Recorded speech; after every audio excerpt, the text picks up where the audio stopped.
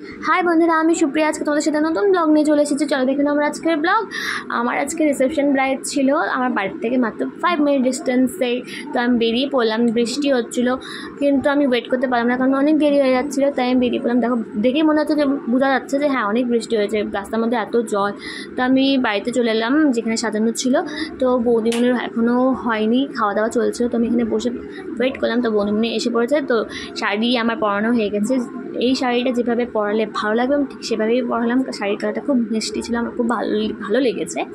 তো বৌদিকে বলছেন বৌদি তুমি এভাবে একটু ভিডিওটা করো, তো আমার পোস্ট করতে সুবিধা হবে। তো দেখো এখানে আমার বেসটা প্রায় কমপ্লিট হয়ে এসেছে।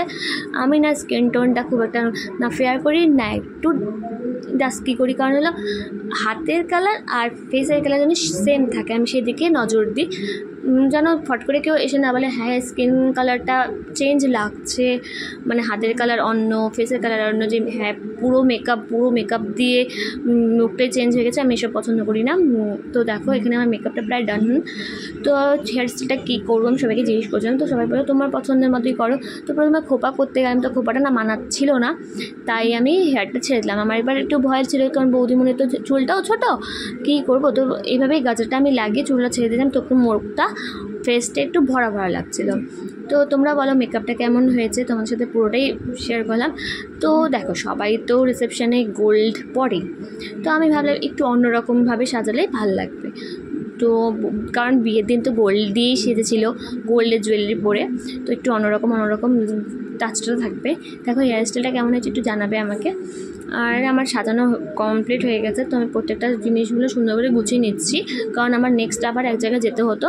তো আমাকে এখান থেকে অনেকবার বলছিল পিসিমণি যে খেয়ে যাও। তো আমার সত্যি খাওয়ার টাইম হচ্ছিল না, কারণ আরেক জায়গায় যেতে হতো। তো আমার সাজানো যদি ভালো লাগে তোমরা কিন্তু আমার সাথে অবশ্যই আমাকে কন্ট্যাক্ট করতে পারো। তোমাদের অ্যানিভার্সারি বলো, বিয়ে বলো, রিসেপশন বলো, কোনো পার্টি মেকআপ বলো, আমাকে কন্ট্যাক্ট করতে পারো। আমার ব্লগ যদি ভালো লাগে অবশ্যই লাইক শেয়ার কমেন্ট করবে আর আমার পাশে থাকবে। আর দেখো আমার যেমন মেকআপ করতে বলে আমি আমার ক্লায়েন্টকে সেভাবেই দিই। তো আমার ব্লগটা